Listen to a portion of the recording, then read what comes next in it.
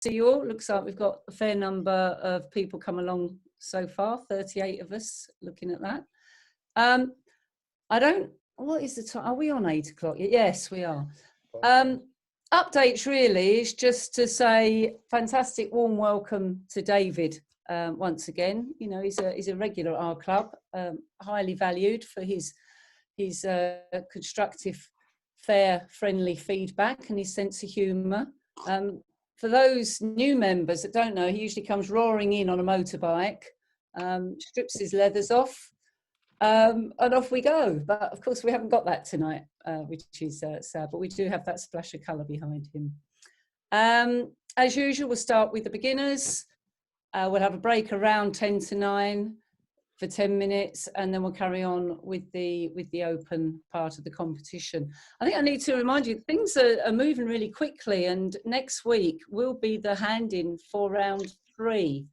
Although the next round 3 PDI isn't until the 3rd of November with Naomi Saul, she would like the entries in early, so that's why that's happening next week. Also next week, and I'm really sad I'm not going to be there, and I so hope it can be recorded. We've got an amazing talk by James Kerwin on abandoned architecture. It's a fantastic poster you've put together here, I have to say, Matthew. Absolutely superb. So this gives you a flavour of what to expect. Absolutely brilliant. I'm really into this sort of stuff, and as I say, I'm sad I won't be able to make it. I've got a family occasion going on, but yeah, absolutely brilliant. If we can go back to the programme, Matthew. And then we've got workshop night on the 27th of October, and we'll give you more news about that next week. PDI round 3, as I say, 3rd of November. Then we've got a critique evening, and then we've got another talk, followed by PDI, followed by another talk, followed by the Melbourne Cup round 1.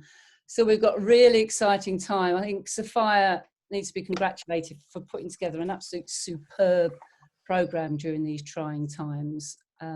Chris Palmer will be talking about the prints and the paper around landscape, and I'm really looking forward to the photography and mindfulness as well, by Paul Sanders.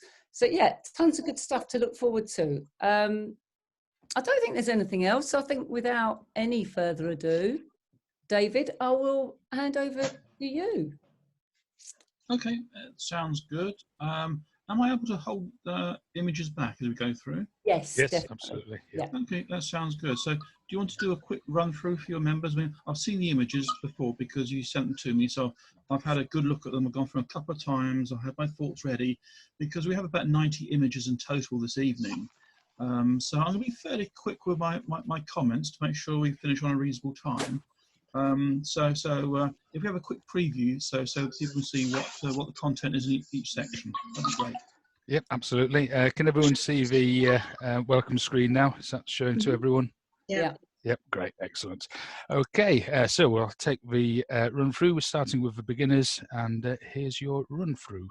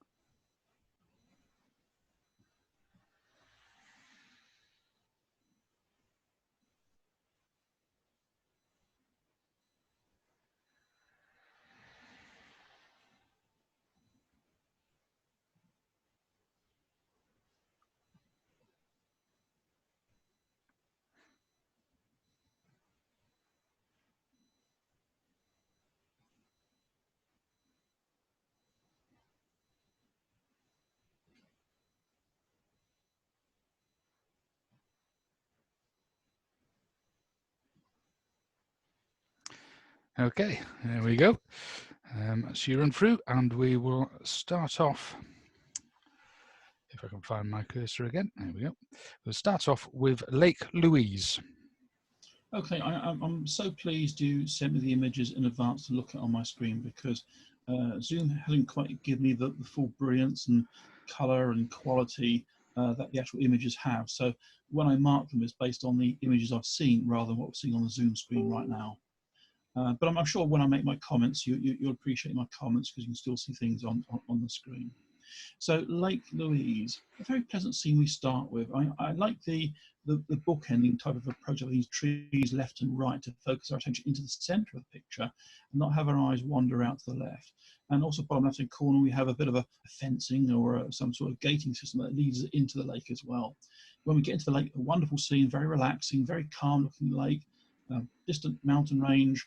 And also on the lake, there are some little canoes or kayaks out there, which on the actual image are a bit brighter and they stand out a bit more than on the Zoom screen.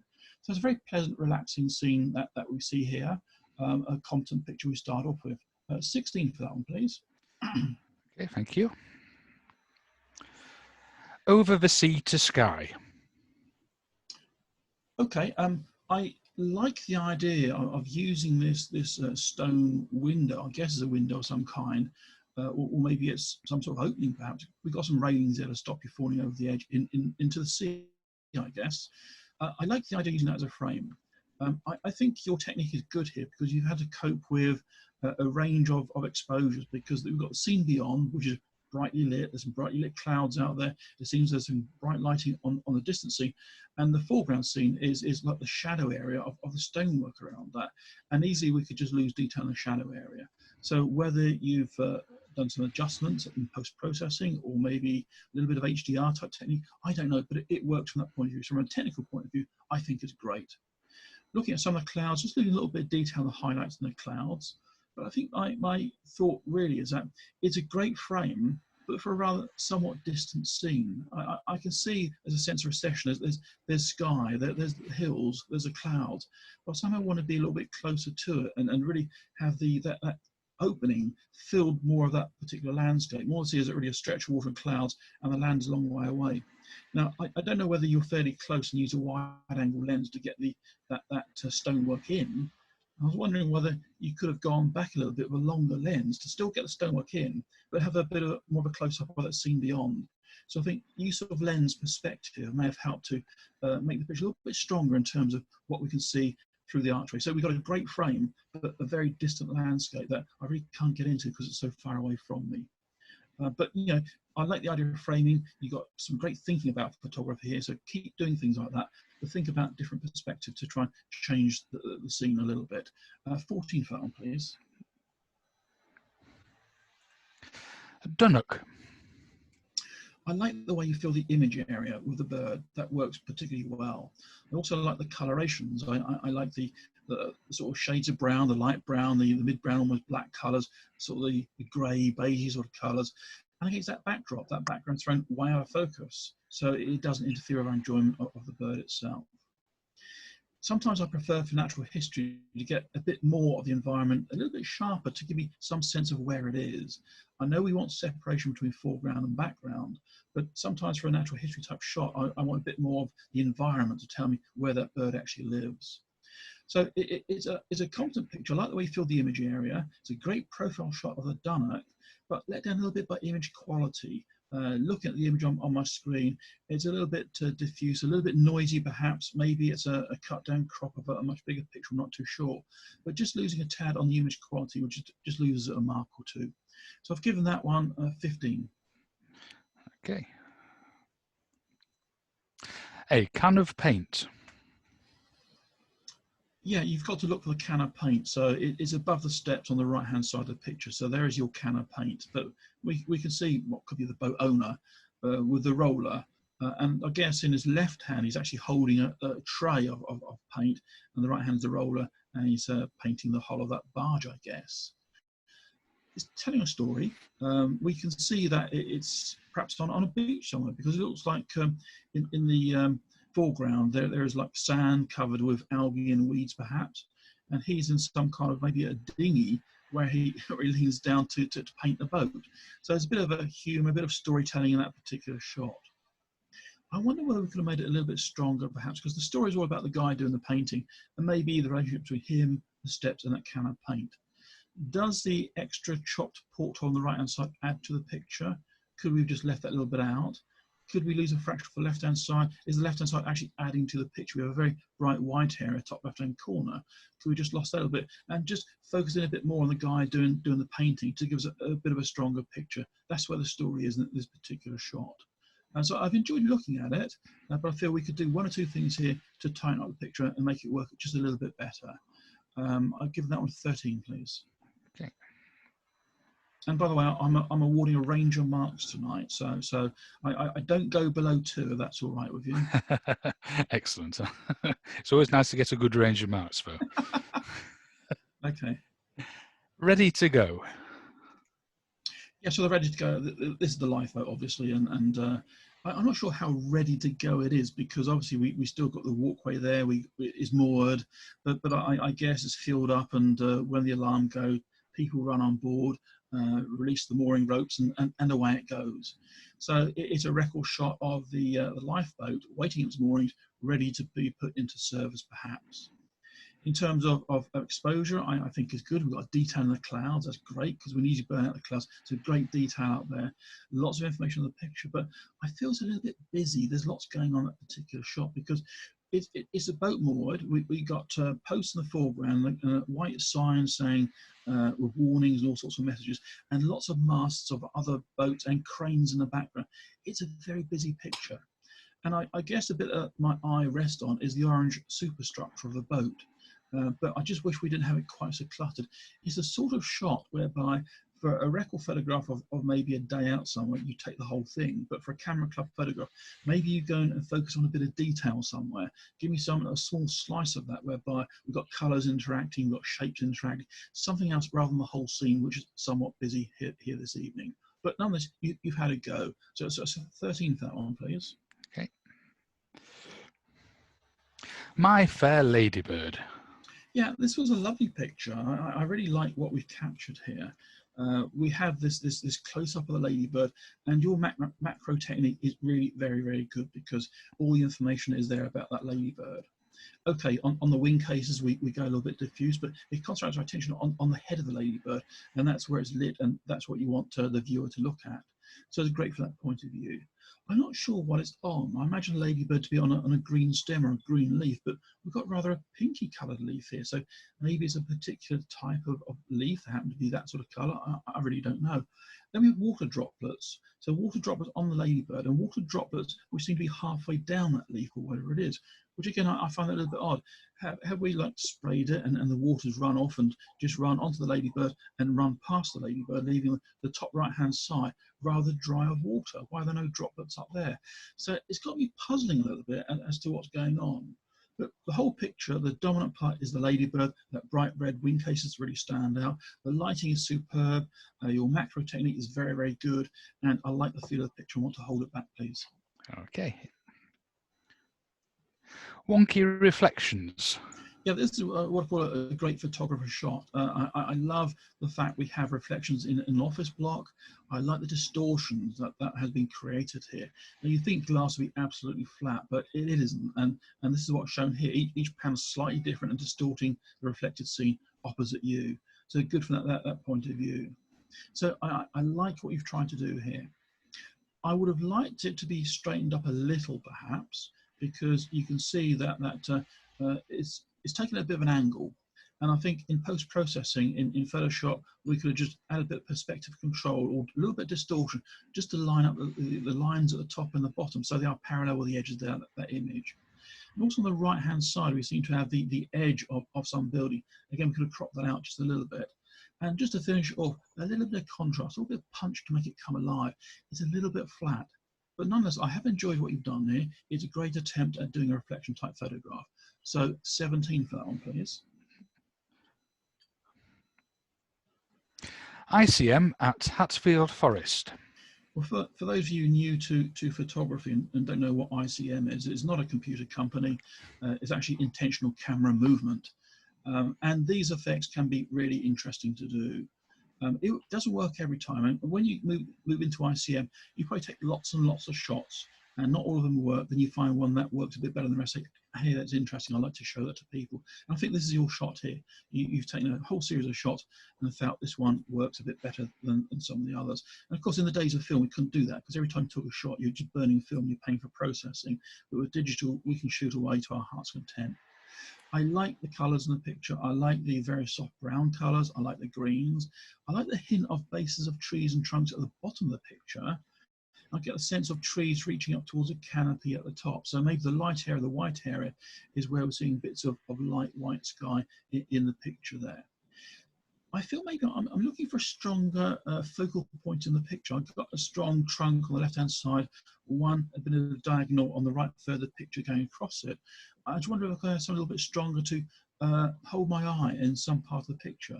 But in terms of intentional camera movement, I think it works. I think you've got some great technique. And if you like doing this, keep experimenting with it. I've seen some really great shots of intentional camera movement. 16, please. Berry time. A very nice image. Sorry, Boom. you know my terrible sense of humour, don't you? I thought this image was quite delightful. I like the storytelling in this particular shot. Now, I don't know whether you have a tame mouse or not. I've no idea. Or is it a mouse or is it a hamster? I'm not too sure what it is. Can I see? Yes, there's a tail there. There's a tail going around the berries and then dangling down there. And again, we must have been out with either the mister or whatever, because we see water droplets on some of the lower berries. But the story's all about that mouse in amongst the berries, which I particularly enjoy. I wish maybe we had a slightly greater depth of field. The focus isn't entirely on the head of the mouse. I think the body's fairly sharp, but the whiskers getting a little bit soft, the eyes getting a little bit soft, and the berry right underneath the animal is also a little bit soft.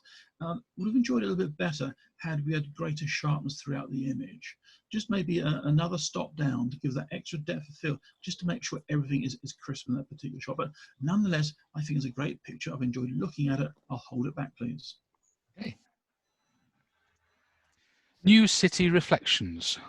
Another reflections image, and this one's also enjoyable. I do like the way you angle the camera, the fact that you have a glass building, you have a reflection in that, and also the reflection seems to include some colours. So maybe it's colours on the building itself, some red panelling, some blue panelling, and a shape of another building creeping in there. But also on the right-hand side, you have another building which is not reflected, acting as a bit of a foil. And also you've included some leaves, top left and bottom left in that shot to act as a bit of a foil against the rather stark, angular, sharp glass buildings. There's a bit of nature creeping in. So I think there's a bit of creative interpretation. So I like what you've done there.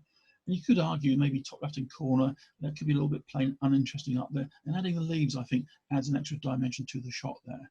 So I think you've done well with that particular one. 17. Strutting.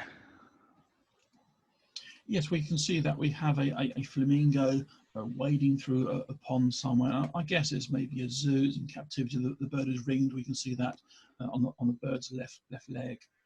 I like the reflection of the water down below.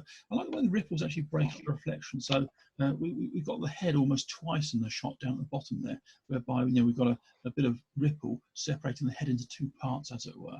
So I like it from that point of view. I also think that when you crop the picture, you didn't crop it that well, because you have a little white line on the bottom of the picture. I don't think that's your intention to do that. So it's always wise just to check, make sure everything is correct before you submit it for your competition. Or maybe you want to put a white line around the whole lot. I don't know, and it's just missing from three sides. But I find it a little bit of a distraction in the shot. I think it's fairly bright lighting. I don't think it's blazing sunshine.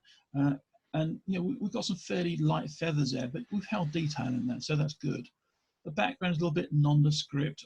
We have the banking or the edge of the pond or whatever it happens to be, and not particularly interesting to look at. So it's all about the shape of the bird and the reflection in the water down below. 15, please. COVID summer. Yeah, I mean, COVID summer, I think, is reflecting the fact there's not many people about. People are indoors because they don't want to go out and mix for obvious reasons.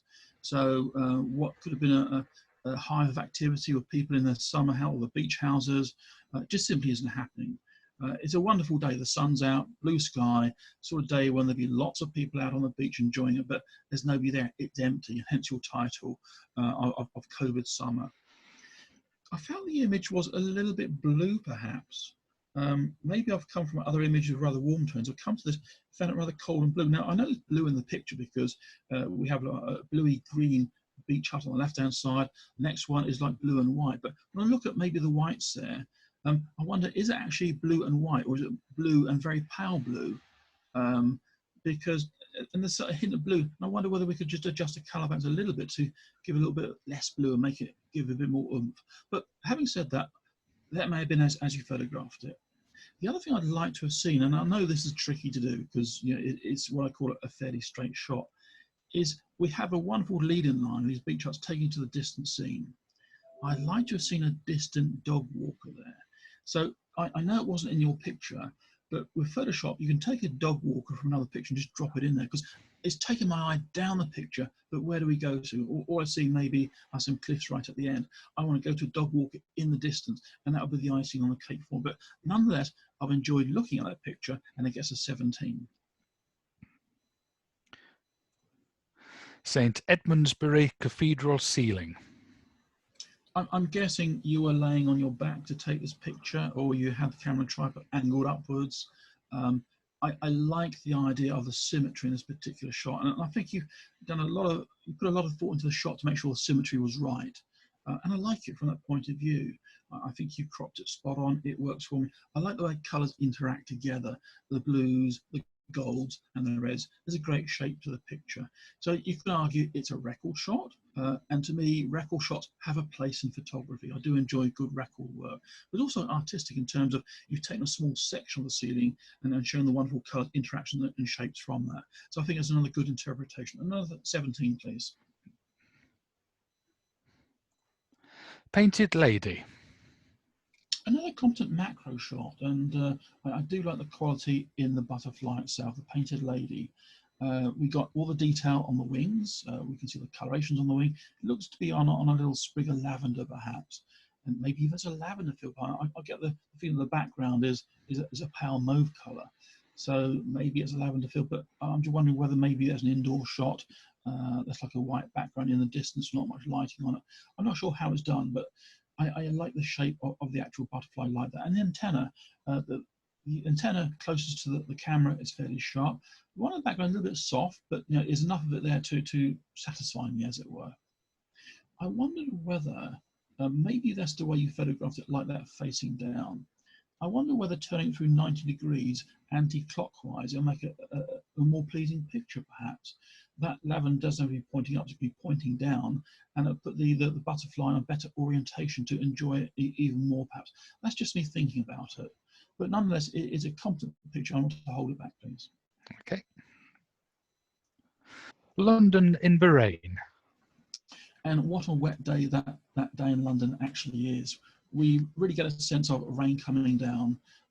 Look at all the rain on the pavement, the mud in the grass, and even it's like a puddle in front of that person in the centre, whereby we see bubbles forming and splashes as the rain comes down. And we have people on the left-hand side, umbrellas, hoods up, with their sort of plastic raincoats or whatever, looking quite wet in that rain. So that is a very wet day. So I like the idea of the mood of the wet day conveyed in this particular shot. What I'm not so sure about is the positioning of the person in the centre. I feel that person in the centre is acting as a bit of a blocker. I'd like that person to be off to the right maybe and looking into the picture, or even looking at the people walking into the picture from the left, and that gives me a connection between that person there. As it is, that person has a back to us. They're not particularly well lit. I know they've got a red rain jacket on and a hood, not particularly well lit, so it's a bit of a blocker to the scene beyond. And I wish that person stood to one side a bit, to the right hand side preferably, looking into where the people are coming from, and add a bit of balance to that particular shot. But nonetheless, you've done a great shot of recording the wetness on a particular wet day in London. 15, please. Move along, please. Yeah, I love the way you read the title. That really adds to the sense of what we have here. I guess that when you're looking at the type of barn there and the fact the cow has a bell, I'm guessing that's in Switzerland or somewhere rather like that. You know why Swiss cows always have bells, or rather Swiss bulls always have bells? It's because their horns don't work. Yeah. You've got to think about that one. It works better in a club when I can actually see people's faces and they groan, but obviously when people are on mute, they don't groan so much. But yeah, I like what we have here. And I guess it's a barn up on a bit of a slope, and you're down below. But I do like the eye contact you have. That cow has noticed you, and you have this rapport between yourself and the animal staring straight back at you like that. Wonderful texture and detail in the barn itself. That's great. And it's all about that animal looking at you, and a rather sort of fun title to go with it. 16, please. Sundown on the Chalk Hill. Looking at the original picture I had, it's got a bit more lighter, and Zoom has dulled it down just a little bit. The original picture, obviously I'm commenting on what's on the original picture. So I really enjoyed the shape in the picture. I enjoyed the quality in the flower head itself and the blue like that. It's a crisp picture, lots of information.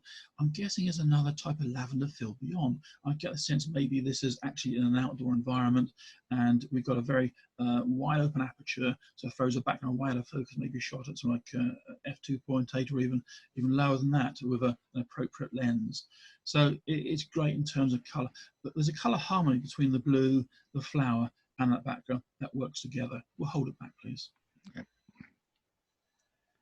Death glides without a sound. This is a wow picture when you look at it. How do you actually get that? How do you know that the owl will be flying down that particular path?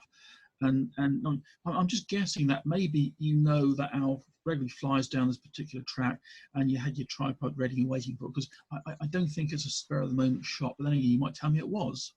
But I do love the bird in flight like that, coming straight for us, those eyes staring straight at us. So that's a great picture. You might actually tell me that as actually a composite of two shots. I've no idea. When I first looked at it, I thought, where is that owl in position along the path? And that owl is sharp. Also, is the path sharp where the owl is? And I felt maybe the path is sharper beyond where the owl is. So maybe it's a composite, but you know, it's not down to me as a judge to work out how you made the picture. I'm just assessing the final result. And to me, it's a picture I look at and say, wow, that's a great shot. Hold it back, please. Okay. Entrance is risky. Yeah, you'll be savaged by the flamingos. Or maybe you're thinking of the crocodile lurking down below. But I'm looking at this, I'm thinking, this is somebody's back garden, isn't it? You want to pass somebody's back garden, and maybe they've got a big barn there and outhouses, and this is what they put in there. So we appear to have bits of odds and ends in the garden. So we've got a large giraffe, a small elephant, some flamingos. The flamingos might actually be real for all I know, but we have this like crocodile down below. There's a sign saying something like garden, so maybe it's meant to be some kind of display. We also have a Poppy Day memorial to a soldier beyond that second flamingo behind it, which is a little bit odd in that particular setting, I find. So it's a little bit of an assortment of things that we have here. The rest of the scene, the lighting on the buildings beyond, a little bit bright perhaps. Maybe have an averaged exposure here for the dark leaves in the foreground, and has rendered the building a little bit light perhaps, but you've chosen to fill in blank areas of the sky with leaves and so on. So in terms of composition, I think it works, but it's a somewhat busy picture, and you know, it's a record of that particular garden as you saw it on that day. So that one gets a 13, please. Okay. Catch up. I think the catch up is referring to obviously there's a chap in the centre of the picture there, and he's looking at his mobile phone. Is it him or her? I'm not too sure. You can't really tell. And dressed with fashionable rips in the jeans, and it's amazing that people pay more money for ripped jeans than you do for complete jeans. I don't know how that works out, but there we go. So I like the idea of capturing a slice of life. To me, I love street photography, and this is a style of street photography. Somebody's unaware of themselves being captured, that they're engaged in some sort of conversation perhaps with somebody else on their mobile phone. So it's all about catch up. So a few questions arise. Do we need that scene above the stonework? Because above that we seem to have like a wooden handrail perhaps.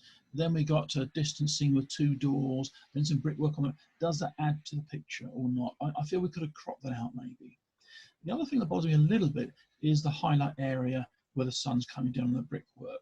I think it highlights the guy or the lady because the shadow behind works well. I just like a little bit more detail, just losing detail, just burning out a little bit.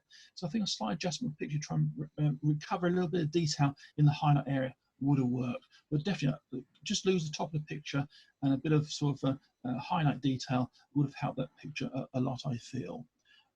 So for that particular one, 15, please. Sheringham Beach. There are a couple of images, maybe in both sections, where I'm trying to imagine what the intent of the author was when they took a particular shot. Sometimes the title gives you a clue, but simply saying Sheringham Beach, I'm trying to work out what you're trying to record in this particular shot, because there's lots going on in this particular picture. So when you first look at the picture, your eyes go to perhaps the sky at the top. And you see we have some paragliders in the sky. So were we trying to capture paragliders against the wonderful lighting in the sky? Or were we trying to capture a general scene of the beach? And if we are, then maybe it's a bit underexposed. Maybe it's towards the end of the day, the sun's going down a little bit dark. Then we see child, bottom right-hand corner, and the child has a different lighting on altogether. I get the impression here we use some fill flash to light up the child.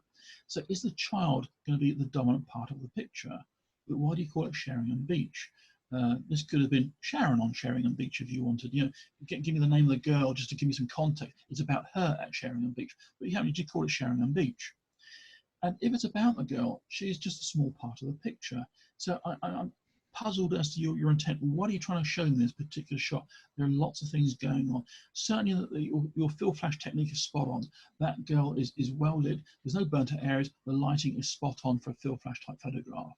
But I really don't know what you want me to look at in the particular shot. Is it the beach? Is it the paragliders? Is it the girl? I'm a little bit confused, perhaps. But nonetheless, you know, you thought about doing something a little bit different here. 15, please. Aviator Memorial looking to Milesburg. Okay, we have this, I guess you can call it a landscape, but really the foreground interest is a strong part of the picture. So we have the memorial with a wonderful backdrop behind it. The lighting is fairly strong lighting. It's not a harsh full sun. I think the sun's starting to go down a bit looking at the angle of the lighting, and it's a little bit diffused by low cloud perhaps. But we have bright lighting on one side and shadow on the other side. So I think the position of the memorial is right on the right third of the image area. That's spot on. I feel maybe I'd like a little bit more space above the eagle at the top.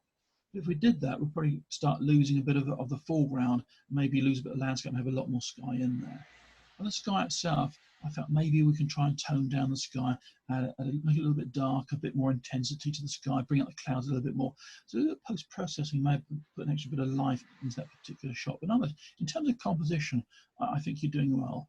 It's just a little bit of work on the picture, just to bring more of the elements to make them come alive. 15, please.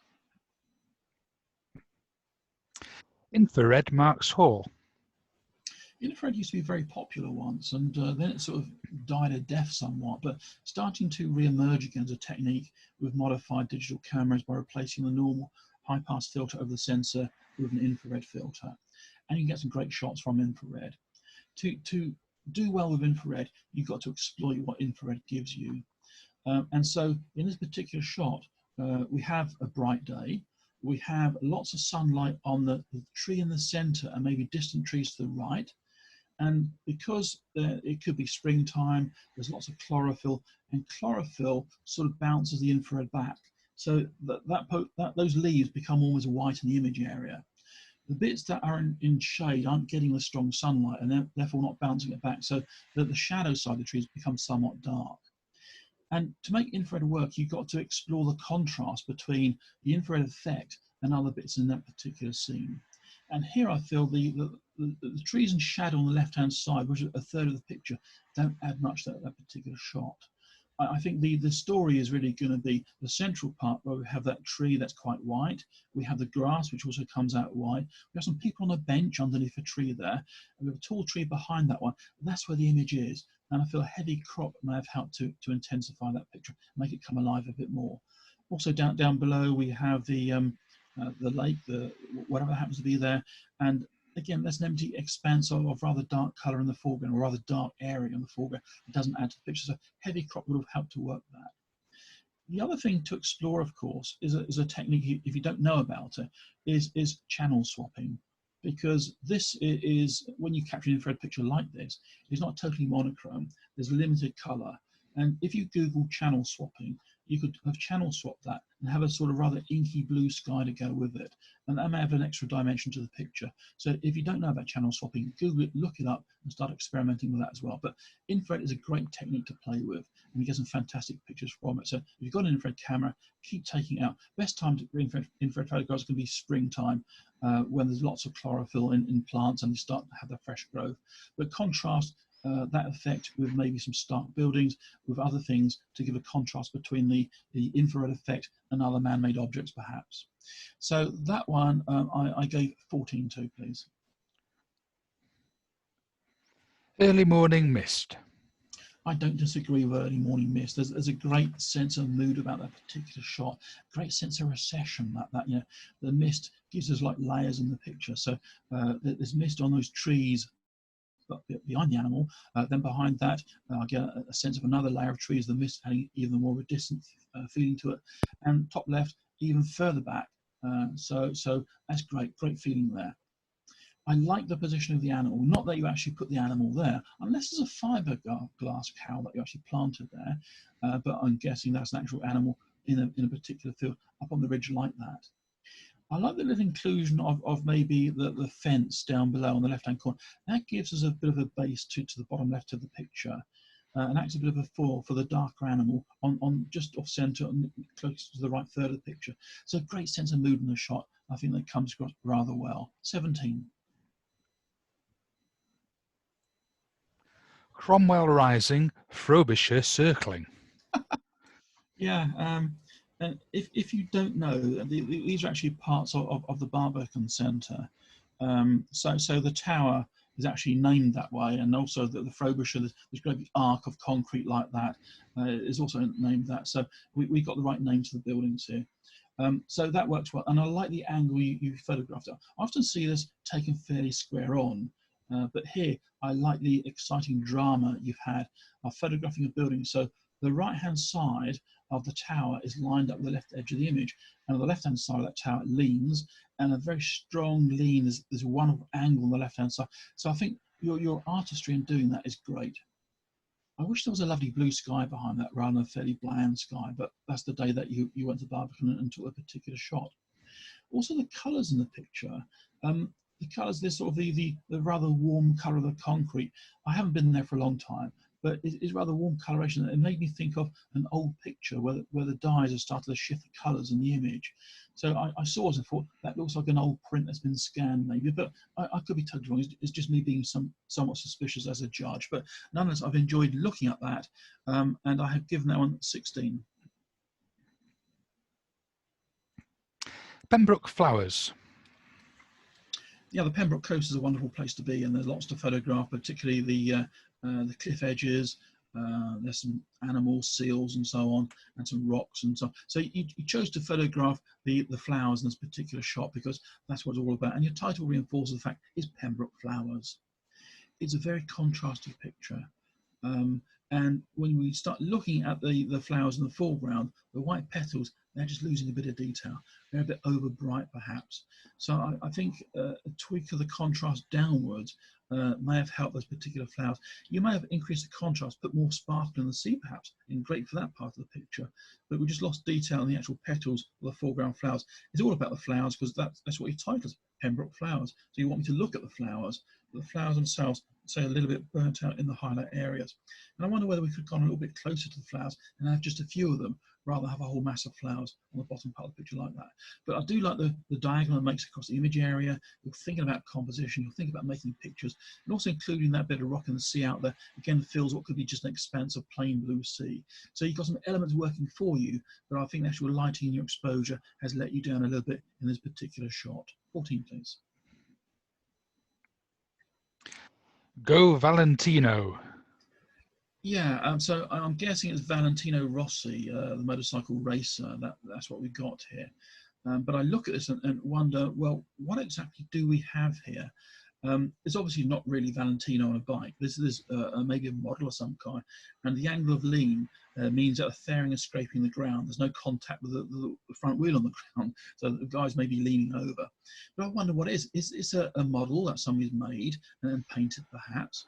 Then I thought, is this part of maybe a cake decoration? Is it all made of icing on top of a cake for maybe a bike fanatic? I've no idea. So in this particular shot, my big question is, what's the image all about? So I know it's Valentino Rossi, and maybe that's the colours he rides under, but what exactly is the object I'm looking at? And I'm still puzzling over what it is. So if an image asks lots of questions and I don't get the answers, then I'm a little bit unsure about it. So yeah, it's a nice attempt at doing maybe tabletop photography and getting the lighting right. That works well, but the shot as it stands, I feel must get me a 13. Easter Seaboard. I was wondering if it was going to be Easter Seaboard or Eastern Seaboard, but we have this monochrome landscape shot, or maybe a seascape if you like, or an estuary. I'm not sure what it is. I get the impression we're looking down a strip of water, and in the distant scene beyond I see some kind of, maybe another bit of water, maybe a flooded field, maybe with a gate on the end down there. So I'm looking into the distant scene to try and work out what I got. I see clouds above. I see the indications of maybe rain falling on the left-hand side, and exploring the picture, because there's lots in the picture to explore. I see some houses on the left-hand side, some cars parked, some steps going down to the water's edge, some boats on the side. On the right-hand side, not so much in the way of buildings there. I see a distant building path, but all the housing is on the left-hand side. The question is really, what, as the author, what do you want me to look at? Because there's lots in the picture. Do you want me to look down that strip of water to the distant scene? Do you want me to enjoy what's on the left or what's on the right? Or is the cloud the bit of interest you want me to look at? I'm not sure. So there's a bit of a picture where I'm a bit confused as to what the focal point is. What do you want me to look at in that particular shot? There's a lot going on. And I think maybe a longer lens, focus a bit more detail, it may have helped in that particular shot. So as it stands, I feel it's a 13. Kirkstone Pass. I was on the Kirkstone Pass just a few months ago. In actual fact, it's about a year ago now. Doesn't time fly by? Yeah, so it's a year ago now. I think September 2019 I was there. I like the mood in the picture. I like the lighting. I get the feeling that the lighting isn't strong. Maybe it's fairly early morning, and where the sun is a little bit hazy perhaps, because the first time I went over the Kirkstone Pass in September was about 8 AM. I was covered in mist and actually crawling along about 20 miles an hour because you could hardly see where you're going. I went back there a couple of hours later and brilliant sunshine. But here I get the feeling it is early morning. Not a great lot of light around, but the sun's starting to peek out and starting to warm up the scene. So I'm enjoying the distant scene. I'm enjoying that dry stone wall there, the valley on the right side. And in the foreground, we have the sheep adding a bit of interest. So the sheep or the ram is actually looking into the scene and adds a bit of interest. It's white. It could have caught the light, but because the lighting is fairly soft, we've still got detail in the woolly coat of the animal down below. So a competent picture of the Kirkstone Pass. 16, please. Hong Kong at night. A very busy picture, lots going on, and a riot of colour. There's a great technical quality in this particular shot. It's crisp, it's sharp. I'm just guessing he had a camera on a tripod and he had a longish exposure to get this, because when we look at the traffic trails down below, there are blurs of cars moving. So it wasn't a fast shutter speed, and it could have been maybe a quarter of a second or even longer than that to get the shot there. I like the fact we caught a bit of colour in the sky. Often I've seen shots like this where the sky's gone totally black. Maybe that colour is there because of light pollution from Hong Kong. I've no idea. But certainly there's plenty to explore in that particular picture. So you see the busy roads, we see the lighting on the buildings, there's some towers on the left-hand side really standing up and punctuating that sky. And in the right third of the picture into the sky, there's a dot there. I'm not sure whether it's a star or maybe an aircraft, but there's a little dot there, which I find a little bit annoying because I'd like to see a few more stars if it was a star, but maybe that's as you shot it. But I've enjoyed looking at the picture. I want to hold it back, please. Okay. Going for gold. Yeah, this picture worked for me. I don't like the colour that zoom is giving me on this particular screen because it is suggesting more of a green tinge to it, which wasn't in the original picture I viewed it. So I've enjoyed looking at the original picture. And again, my mark and comments are based on the original as you supplied to me. So I've enjoyed that particular picture. I've enjoyed the idea of sweeping round that bend on that track there. And that really holds my attention into the picture, this boomerang shape there. And in the center of the boomerang, we have the two riders head down. Now the guy in front obviously is focusing more on keeping head down, being fully streamlined and pushing hard on the pedals, whereas the guy behind is looking to see where he is in terms of about to overtake perhaps. It's sharp where it needs to be sharp. And you could argue maybe right-hand side, that empty grey area, not a lot going on. But to me, I'm happy with that because it works without that sweep of the bend there. And they've got space to move into. So to me, that's a great picture. We'll hold that back as well, please. Okay, and tonight's beginner's last image is lunchtime. Okay, lunchtime makes me think food, feeding. And the creature that's feeding there is the puffin with the sand eels on its beak. So it says to me, you want me to look at the sand eel, at the puffin with the sand eels in its beak, which is fine. But when I look at the picture, I see some bluebells on the left-hand side, which are standing quite prominent in the picture, and they're in sharp focus, but the puffin is not. Also, the scene beyond, there's a little bit of noise in the picture, perhaps. I feel really, if you want me to think lunchtime, and maybe this is spring, maybe the puffins are breeding, it's taking sand eels back to its burrow to feed the young, perhaps. I think we need to have our sharpness on the puffin itself and not in the foreground interest. So I think we missed it on that particular shot. I don't know was your intention or the camera just focused on that and that's the shot they got. I don't know, but to me, the image is about the puffin. Also, lighting is rather bright on the puffin's breast, for example, and on the top of the head, just losing a bit of detail there. So I think maybe half a stop, less exposure, and focusing on the eye of the puffin. It gets a 13, please. Okay. Right, that concludes the beginners, and we have 7 images held back. Would you like me to do a run through of the held back images, or do you want to get straight in? Since time is moving on, I suggest I go straight through them because I know what score I want to give them. Okay, yep, no problem. And do you want titles, or shall I just move through them? No, just go through them, yeah, okay. And I'll tell you. So this one's called My Fair Ladybird. I think it's a cracking picture. Macro technique is very good. I've given it 19. That's Sue Holt-Smith. I thought that was a delightful picture. I do love the mouse, but just wish that the eye, the whiskers, and the berry in front were a little bit sharper. So it gets a 19. Carol Green. Painted Lady is good. Background a little bit nondescript, gives me no sense of the environment of that particular butterfly. So an 18 for that one. It's Carol Green again.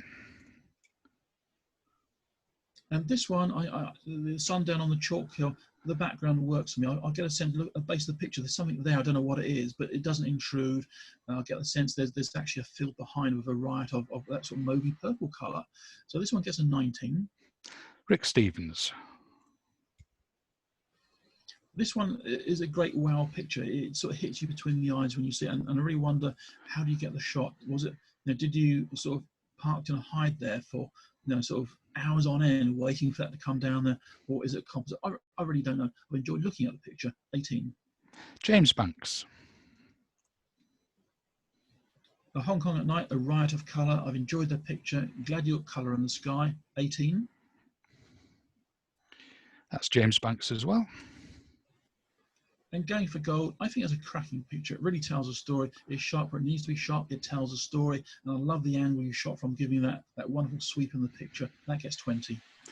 David Boswell. Excellent.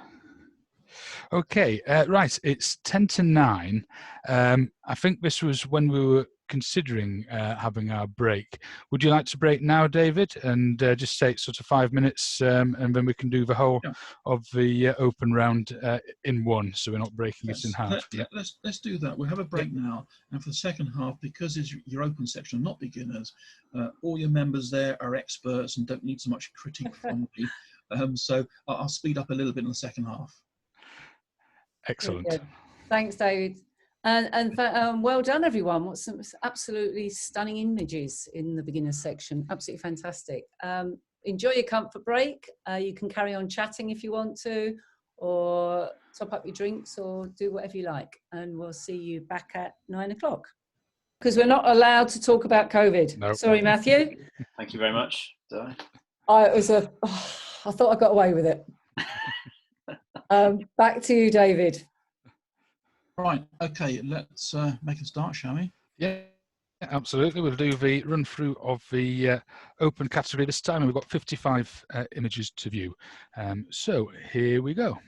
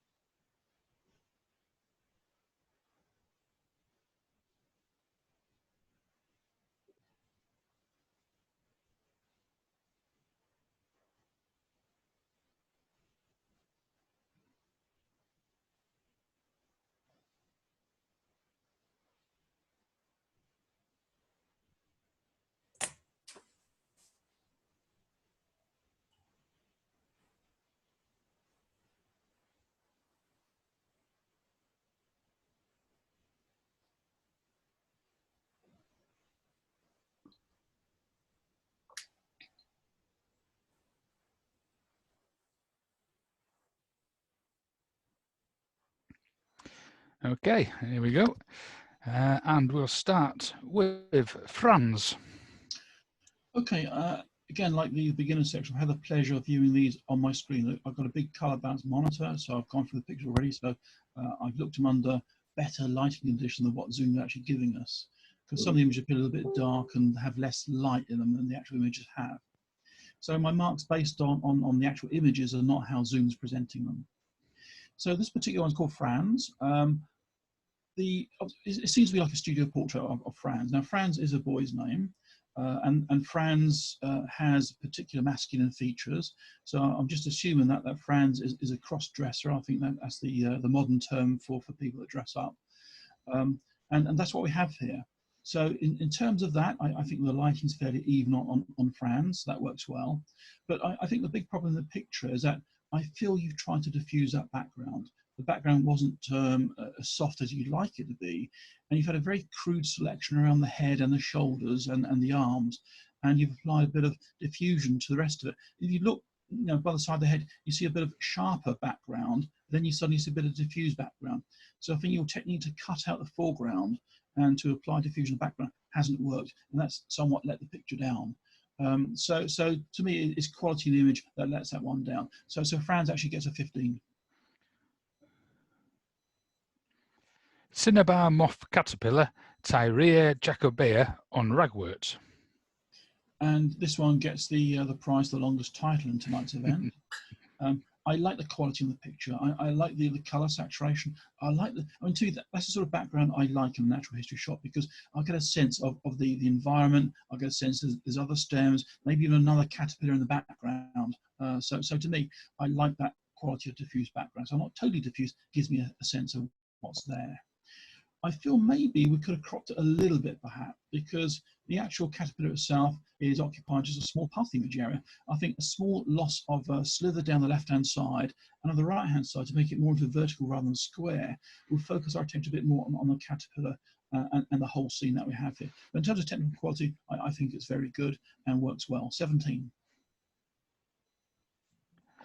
Street reflections. A clever idea. I like what you've tried to do here.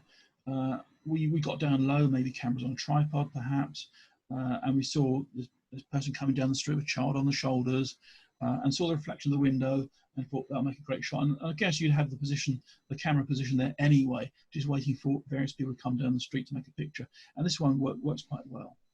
I feel you've applied some post-processing to it to try and bring out detail in the buildings and the sky. It looks a bit HDR-like.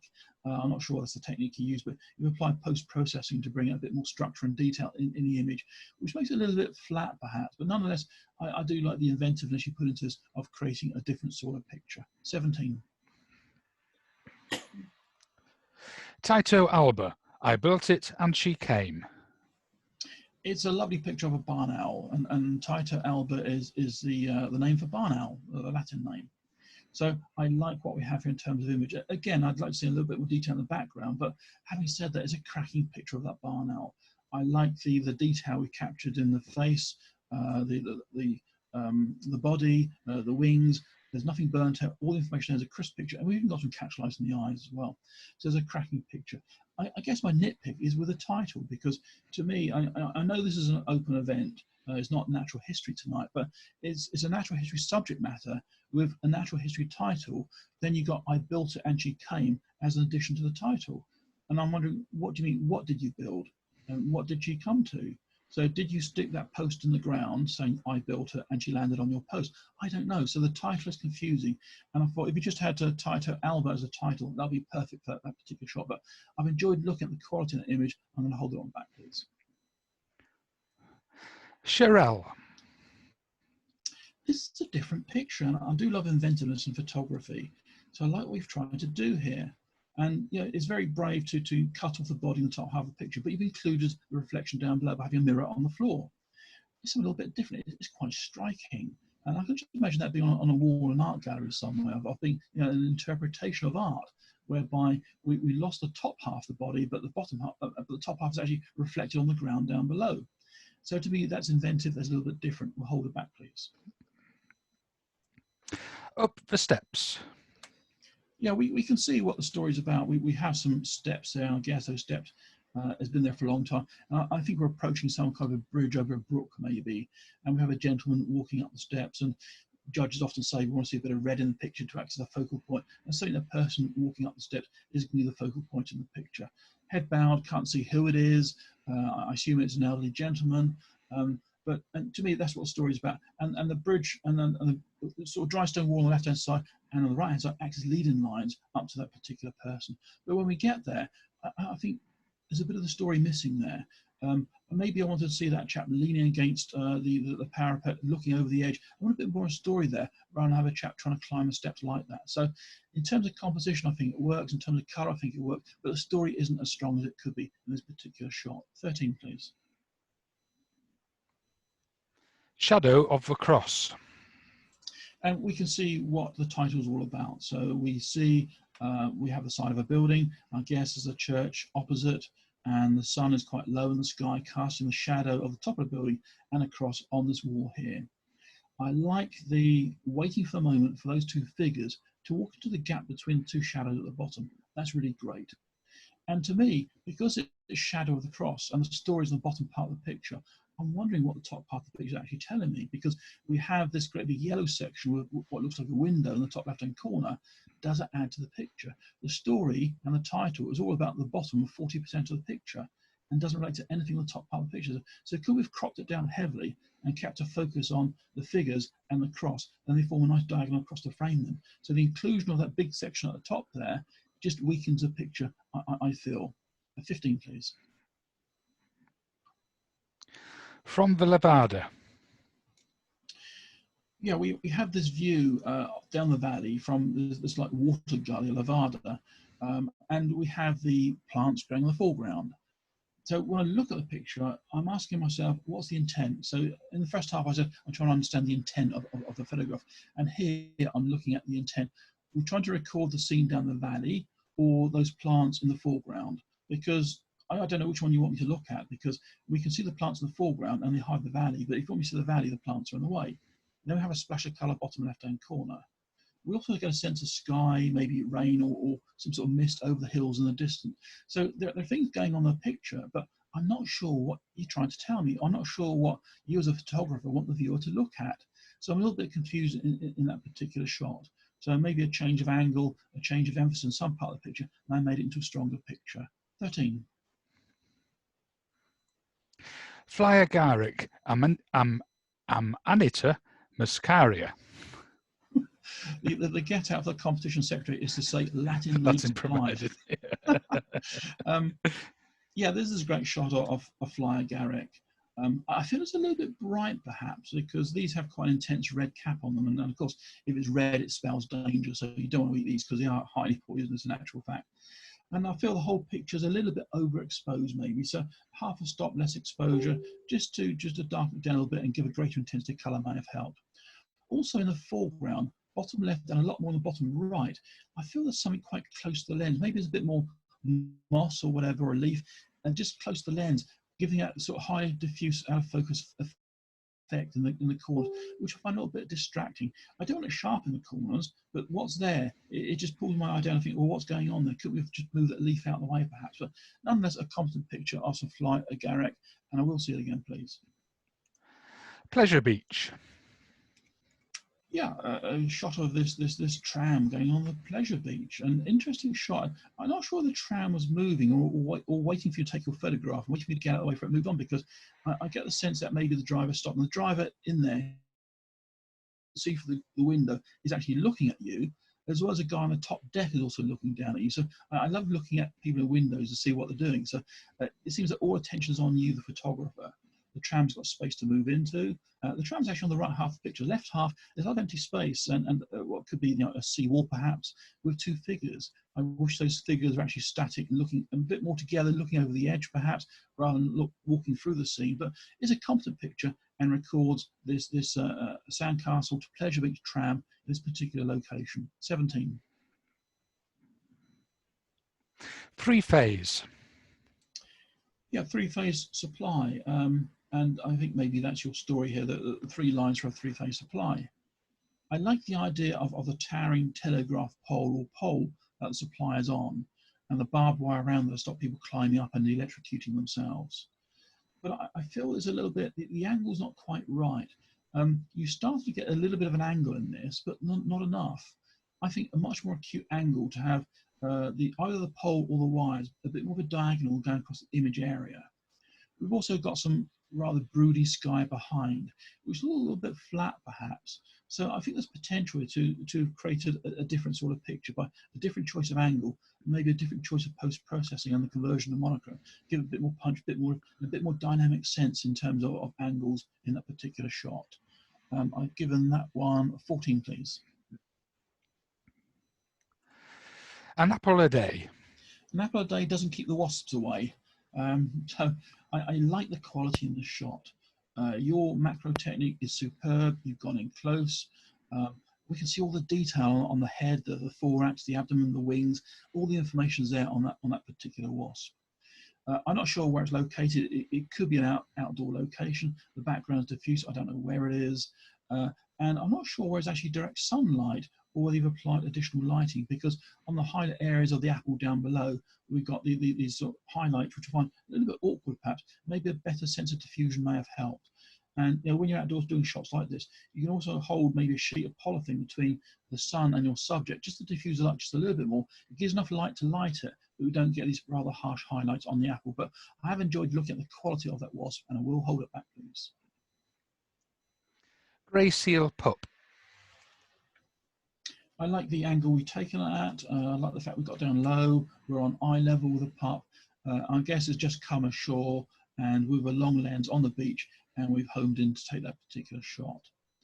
I'm not sure whether the sea behind was actually like that, or whether it's even that sea at all. I have no idea, because when I looked at the full-size image, there's a bit of a halo around the left-hand side of the head there. There's a bit of a white line, which suggests that you've either applied some treatment to the sea behind to darken it down, or maybe it's a different sea altogether. I don't know.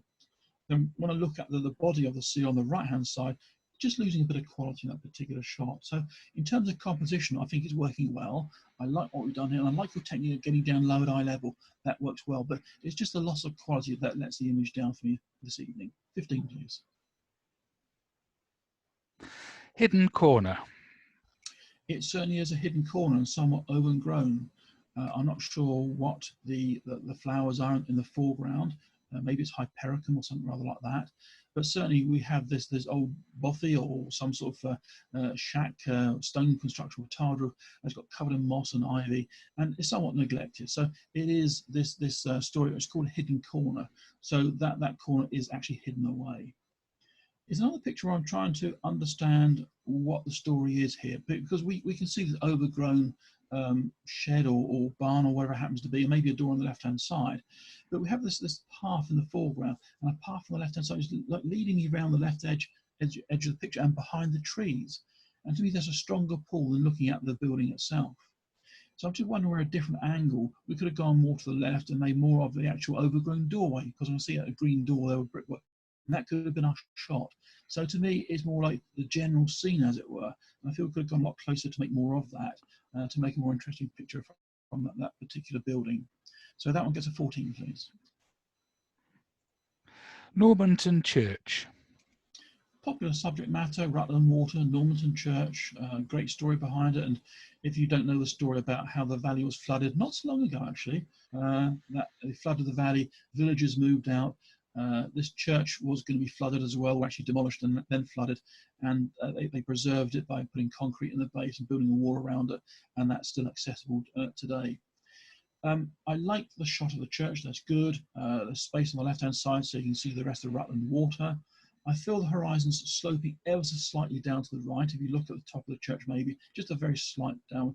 And when we get to the right of the picture, there's a car in the way, which I find a little bit annoying. I don't want to see the car parked there.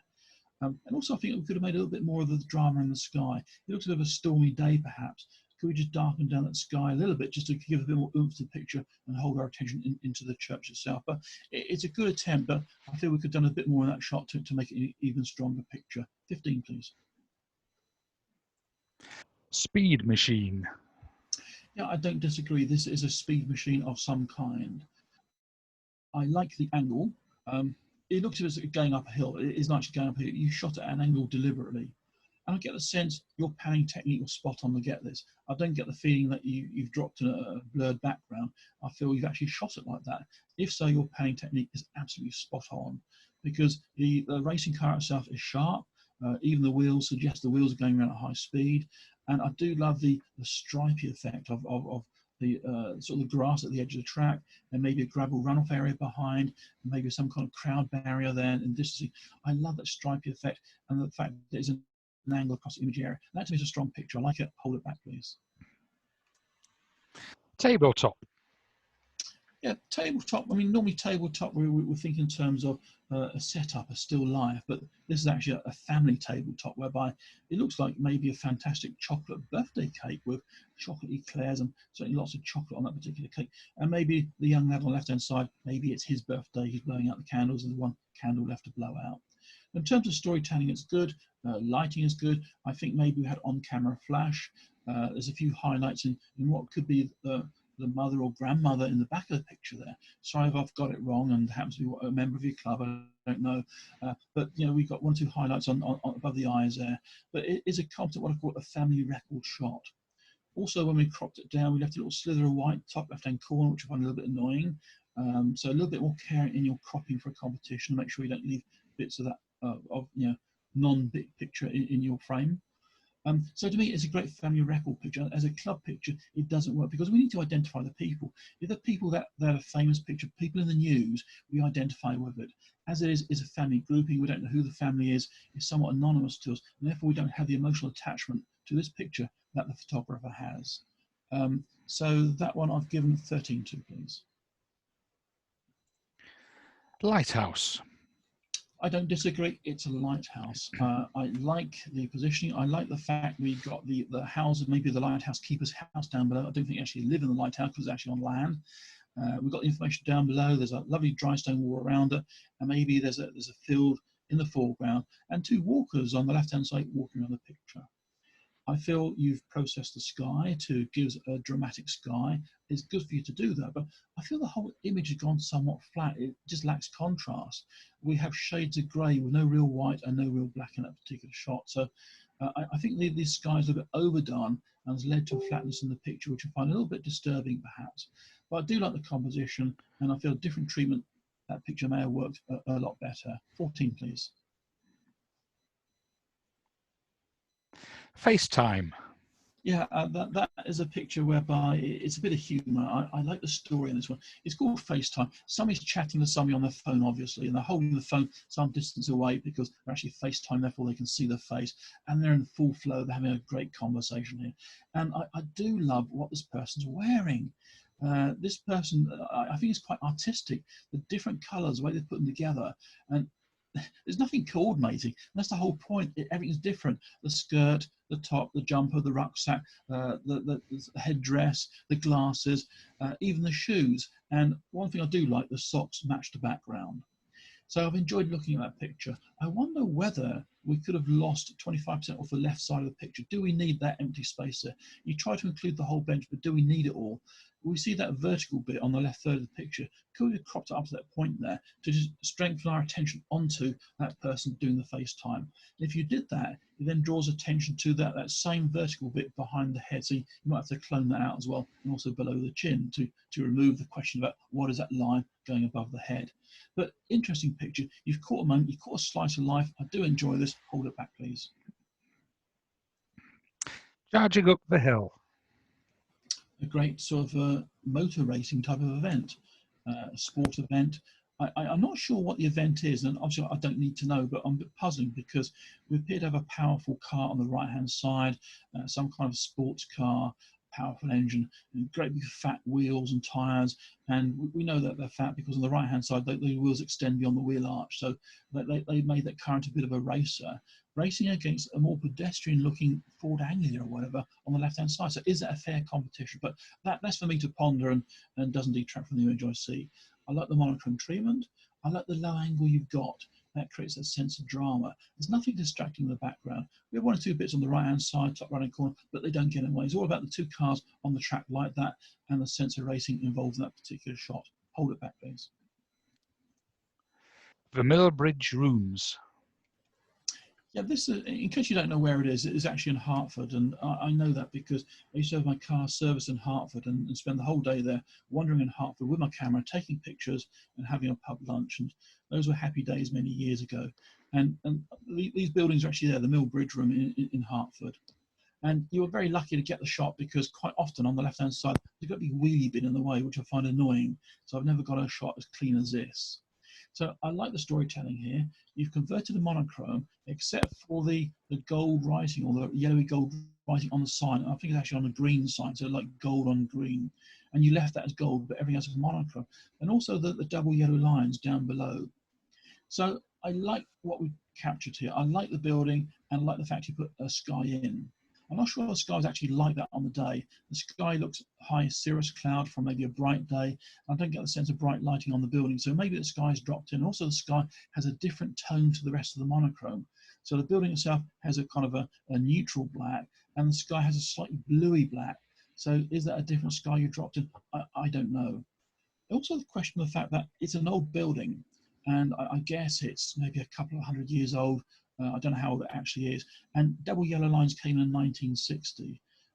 So it might have been wise not to keep the yellow and the double yellow lines, because it's not in keeping with the era of the building. If the yellow lines weren't there, you could say that that building was maybe even older than when the shot was taken, but it wouldn't have been called the Mill Bridge Room at the time.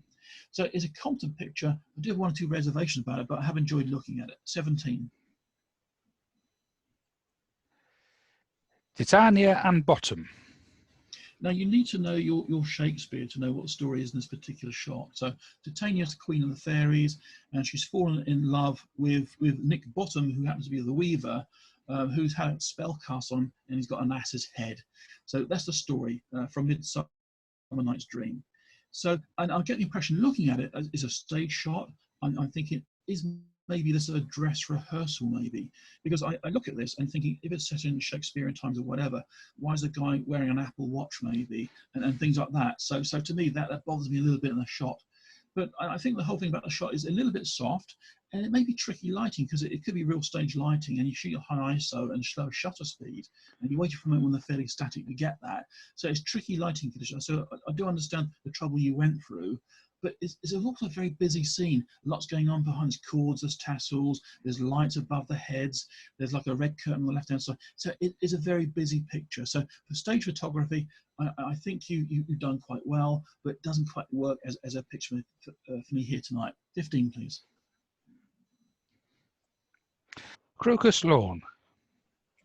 I find this delightful. I love the colour palette here. I love this very soft mauve colours, the diffusion, and very strong yellow stamens of the centre of the crocus. That works out very well indeed. And that's where saffron comes from. And Saffron Walden used to grow lots of crocus and supply saffron many years ago. That's why Saffron Walden got its name. So I like what we have here. We have a foreground crocus. The focus is on the centre, so the petals are a little bit diffused. There's one behind, which is out of focus, diffused, with maybe one of the petals creeping towards a little bit, maybe overlapping the foreground one. There's a bit more sharpness on the petal, quite close to the plane of focus there. But I like the arrangement. I love the softness. I love the diffusion. We'll hold it back, please. No parking. Yes, I like the sentiment here, the double yellow line, so you don't park it. This is a slipway, and sometimes you see a sign saying, no, this is a tidal road, it could be flooded. And when I saw that, I was just waiting to see the Range Rover in the water or some other vehicle parked there, but it's not there. So those lines actually lead me into the sea. They lead me into a distant, maybe a sort of as a post in the sea on the horizon that I see. Maybe there's a marker post, there's a buoy there, perhaps, I don't know. So it leads me into the picture. But I guess I'm looking for something else in that shot, just to give me that extra element of interest in the shot. So all I have is a concrete causeway, yellow lines going into the sea. I'm looking for an extra dimension, your interpretation, to make that come alive a little bit more. 15, please. Poppies. Another monochrome shot, and I like the simplicity of the picture. I like the fact we have the poppy heads catching the light and giving us wonderful shapes to the top. And below that, we have the heads themselves, somewhat darker lighting, and then we have the stems. And you've chosen to give me a very faint key liner in the image area by choosing a sort of a mid-grey, similar to the grey of the stems themselves. So I liked it from that point of view. What I would like to even better is to not have such long stems. I don't want to crop it too close to the actual seed heads themselves. I want to see the stems, but not such long stems, because the actual heads are in the top quarter or top 20% of the picture, where I want to bring them down to more of the third in the picture. So I like that darkening of the stems to have a bit further up and lose a chunk of the bottom picture to make it a stronger picture for me. But I have enjoyed looking at it. I will see it again. Commendata Sympetrium Stralotium. Well done. You get the extra mark for saying that. A very detailed picture. I like the quality in the wings, the thorax, the abdomen. The head's a little bit soft patch, but I can see detail on the legs as well. So it works well. The lighting was somewhat contrasty and lets it down a fraction. And the background is a little bit unhelpful, I feel, to the picture, because we normally see these on leaves or strands of reeds and things like that. To see it on the ground like that, it was there, that's what you photographed. I feel it's just hiding some of the details of the wings, and the background quite bright and getting in the way. I want to enjoy the actual creature itself, but the background is just hitting me with all the detail of what could be like sand and little bits of stone and shingle perhaps. I find that a little bit annoying in that particular shot, but nonetheless, you've done well to get the shot up close like that. 16. Kestrel. I like the positioning of the kestrel on the post like that. Sometimes I'd argue it's not really a natural history, because that post looks like a man-made post. I mean, a bird on any post, all posts are man-made, but that's a smooth round post the kestrel's actually lurking on. I do like the colours in the bird, and I like that sort of soft diffuse background that goes with it. However, I'm not sure what your intent was in the shot. Were you trying to create an artistic impression by applying a painterly type technique to it? Because I feel there's lots of diffusion, lots of artifacts, almost verging on image degradation. So I'm not too sure whether it's a small portion of a much larger image that you cropped right down and blown it up a little bit and we lost quality that way, or whether you've actually tried to apply an artistic effect to it. So I'm torn between the two. So it doesn't quite work. It's not clearly an artistic effect, and it could be verging on image quality that I'm actually looking at there. So I like the shape of the picture, colours are good, but whatever treatment you've given it just doesn't work for me tonight. 14. Feeding frenzy. Yeah, this is another wow type picture. There's an awful lot going on there, and when I look at that, I'm feeling that maybe a slow shutter speed used to get this particular effect, maybe holding the camera very steady, or maybe add a camera with in-body stabilization to hand hold it maybe a quarter of a second perhaps, to give this wonderful sense of blurring of these birds fighting over the food that's been thrown into the water for them. It's almost an exposure which may be a fraction too long. We can make out what it is because we can see some heads, we can see some wings, we can see some shapes of birds, but it's verging on getting a little bit messy perhaps. I think the left hand side of the picture is better defined than the right hand side of the picture, particularly in the central area, because we have a mass of white and water. We can't really see anything there, but on the left hand side we have some better definitions of birds and wings and legs, and in the center of the picture we have a head with a yellow beak which actually stands out. But I'm wondering whether we could strengthen the picture by cropping a bit of the right hand side and just losing a bit of that mess on the right hand side. But you know, it's a great technique. I've enjoyed looking at the picture, and I will see it again if you don't mind. Louise. I like the lighting in this picture. I think the photographer knows their studio technique here. I like the fact, and looking at the catch light of the eyes, I'm guessing that you use a great big square softbox, and possibly a slight fill, even a reflector on the right hand side of the picture to add a bit of detail to the other side of the face. So your lighting technique is spot on. And it's sharp where it needs to be sharp. I love the detail in the hair, love the detail in the eyes. Now normally a judge would look at a picture and say, I don't like it square, I like it to be you know, turning the head slightly angled or whatever. But to me, this works. The size of the head in the image area and the quality makes me feel as if I'm staring at this lady across a table. It engages the viewer. And from that point of view, I think it works very, very well. If you also nitpick the picture, I think we've got a bit of a white top under the hair on the right-hand side of the picture at the bottom. I just wish the hair fully covered that bit of white top there. It just breaks it up just a little bit. But I've enjoyed the quality in that particular shot, and I will see it again. African painted dog. Yeah, I don't know who painted the dog, but did they do a very good job painting the dog? Sorry, that's my terrible humour again. I'm guessing, looking at the shot, that this was, the sun was going down at the end of the day, the light was on the horizon, not a great lot of light around. Because when we look at the picture, we see a lot of noise in that background. I'm guessing it's a high ISO shot. And when you shoot at high ISO, the image loses a bit of quality, it breaks down. The blacks aren't as rich as they could be because the camera's trying to hold the exposure in to give us that sense of detail in the shadow area. So I like the composition. I like the fact the dog's got space to look into. We've got a well-rendered eye, and there's lighting up the body. But I think the lighting conditions and the ISO just loses the image some quality in that particular shot. 13, please. Clematis. And we go from a very dark picture to a very light picture, and our eyes need to adjust a little bit. I'm guessing, and I could be wrong here, that maybe this is a section of clematis put on a light box and additional lighting from the top to create that particular effect. And that can work particularly well. I do love the shape of the clematis in that particular shot. So I like the fact we've got some young buds, we've got some open flowers, we can see the tendrils, the young leaves, some open leaves. And to me, the composition is good from that point of view. Where it's let down a little bit is that at the top of the picture, the petals are just losing the edge against the whiteness of that light source behind. I said a light box, I could be totally wrong about that, but I feel that there's too much background light and not enough foreground light. I feel maybe to get the shot to work a bit better, we wanted our foreground light to be stronger than the background light. So we had to adjust the exposure to get better separation between the clematis and the white background perhaps. But great composition. I love the shape of the picture, but the lighting I feel just lets it down a little bit, doesn't work as well as it could do. 16. Messy drinker.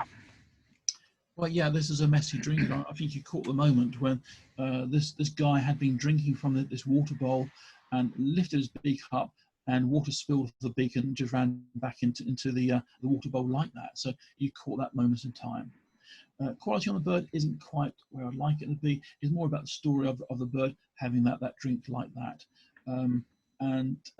Looking at the picture, I like the sense of what you caught there, but I think the quality lets it down a fraction, so it gets a 14 tonight. Circular Quay, Sydney.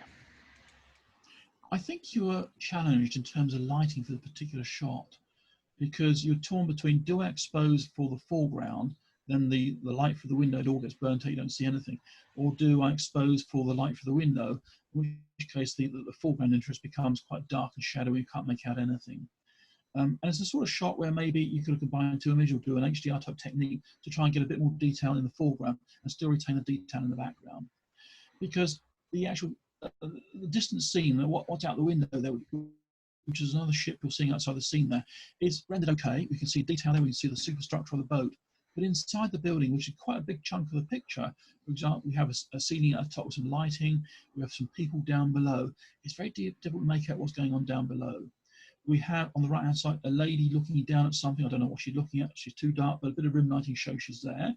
We have some people on the left hand side looking over at a bit of a railing perhaps, but we can't work out what's going on there.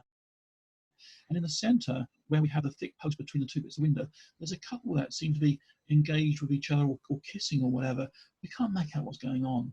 So I think lighting has somewhat let the shot down. So you're torn between trying to get your exposure between the foreground and the distance scene correct, and it hasn't quite worked here tonight. But these shots can work, and maybe a bit of post-processing may have made the shot come alive a little bit more, a little bit of curves, a little bit of lightening of that shadow area may have worked a bit better. As it stands, 14, please. Kestrel Airlines. It's another shot when you look at it, you think, wow, that's a great shot. How do we get that?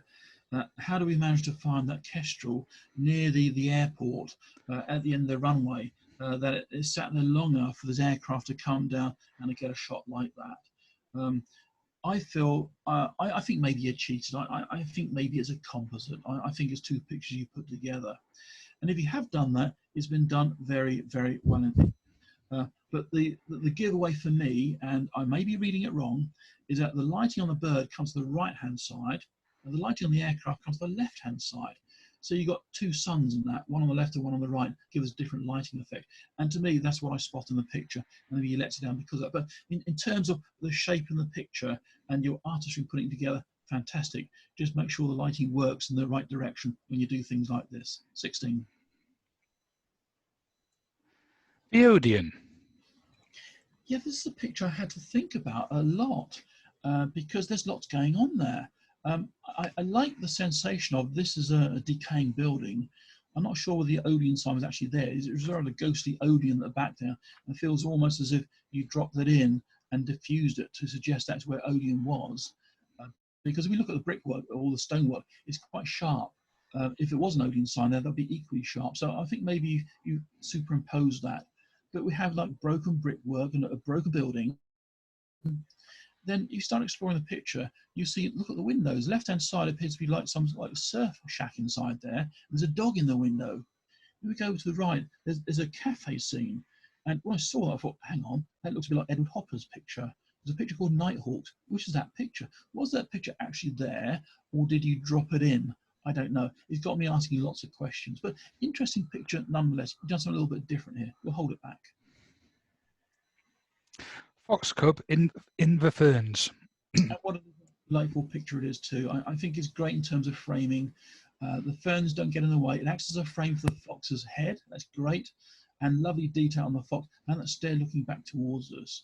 So I'm guessing that you know where the fox is, and maybe you're in a hide and waited for the right moment to get the shot. Delightful picture. 17 marks. Twins. Interesting picture, another studio shot, and there's nothing wrong with studio work because I've seen some fantastic studio work, and this is great studio work. And unusually, we got two figures, so trying to get the light right on two figures is tricky, but you've got good lighting on both the figures. Great. You've also chosen a sort of sympathetic background. It seems like a textured brown colour, which goes with the wonderful red hair. I'm not sure whether it's meant to be wearing silk dresses or actually night dresses. I'm not too sure what it is, but again, the composition, the posing is quite sympathetic. I like the one on the right looking straight back at you like that. And on the left-hand side, body angle, head tilted a little bit, looking back towards you. That works. I think it's a great photograph. Hold it back, please. Webmaster. Yeah, the webmaster. And if you strain your eyes, you can see there's a very fine thread of the web from that spider's leg, which is outstretched, going to almost the top left-hand corner of a particular shot. So webmaster, that is a master of building webs. So I like the storytelling here. And we focused in on the spider. We can see the eyes, we can see the head, we can see the hairs on the legs. There's great detail there. And it looks maybe a harvester or some sort of spider like that. It looks like a fairly common spider that you might find in the UK. So not a special spider, but a great shot nonetheless. So I think you've done well with that one. 17. Mill view. I would guess it's a shot from the mill and not of the mill, unless it's the mill in the bottom right-hand pane of that particular shot. Is that the mill? I'm not sure. I don't know. What we have is what we see before us, which is maybe an old-style window frame with an old-style window latch and 4 panes, and we're looking at a scene beyond. We can't see too much of the inside of the building because it's somewhat dark, so the exposure's been on the scene outside. And the scene outside, what stands out is going to be a church spire in the left 2 panes, punctuated by that horizontal bar of the windows. So I can see what we've tried to do, but I'm wondering what's the story here? Did you want me to look at the church? Is it the building, the white building in the bottom right corner? Is that the mill? Are we photographing from a mill? I'm puzzling as to what you're trying to tell me in this particular shot. So it's a good attempt to do something a little bit different, but it doesn't quite work for me here tonight. 14, please. Mr. and Mrs. Yes, a duck and a drake, and the wonderful colorations on these ducks. I do like these ducks. I like the idea they're swinging across the image area, a bit of a diagonal across the frame. That works well. Where it's let down is that the actual ducks themselves are a little bit soft, and I feel the image is lacking a little bit of contrast. There's also a bit of a noisy image, so maybe when you took the shot, it's towards the end of the day, maybe lights going down a little bit, maybe. But looking at the reflection of the water, the light seems fairly strong, so I wonder why the image is also a little bit noisy. It's like a high ISO shot, slightly soft. So just suggesting maybe it was at the end of the day, but certainly the lighting of the water doesn't seem to suggest that. So in terms of composition, I think it's good. In terms of quality, let down a little bit. 15, please. The third age. I love the gritty nature of this portrait. And although there's certain rules about how you do portrait pictures, I feel it's got a bit of a touch of Francis Bacon about this one on that hill, whereby we can see the scene beyond, and he's over to one side of the picture, and we're going out of the picture perhaps. But I do love the gritty texture of the face that we got here. When I looked at the actual image, I thought it was maybe a little bit overbright. It looks about right on screen here now, but the actual image itself a little bit overbright. Could we do a fraction, maybe a third of a stop, or even half a stop darker to match what we see on screen before us? I thought it was a great picture. 17. Signet. Yeah, it's a Signet. I like the way it's pushing itself through the water, creating this bow wave. It's got its wings sort of semi-outstretched as if it's about to maybe dry them off. Maybe it's going to attempt to fly. I really don't know. And the Signet is a young swan, white feathers, easy to burn it and lose detail, but we haven't. So in terms of exposure, I think it's spot on. Even got a little catchlight in the eye. I'm not sure that catchlight is realistic or whether we dropped it or not, but we do have a catchlight in the eye because judges always want catchlight in the eyes. Because you didn't have that there. You say, well, where is the eye? Where's the eye differ from the beak and the wattle and sort of the area behind the beak there? But that catchlight tells us where the eye is. So a competent picture of a Signet. 16, please. The Shard. Yep, it's a picture of the Shard taken at a time of day when light's fading from the sky. And I'm not sure maybe if the buildings are actually lit up there. I get the sense looking at the picture that this is reflections of the sky in the windows rather than the windows being a light. So I think it's more of a reflection shot down below. I'm guessing it's taken from underneath London Bridge, because London Bridge is the dark area on the top right-hand corner and the top left. So you've chosen a part of London Bridge underneath to act as a frame for the Shard. I feel the sky wasn't as dark as that. If you look at that, there's a bit of a halo on the horizon, especially on the left-hand side where it meets the building, whereby we haven't darkened it down quite as well.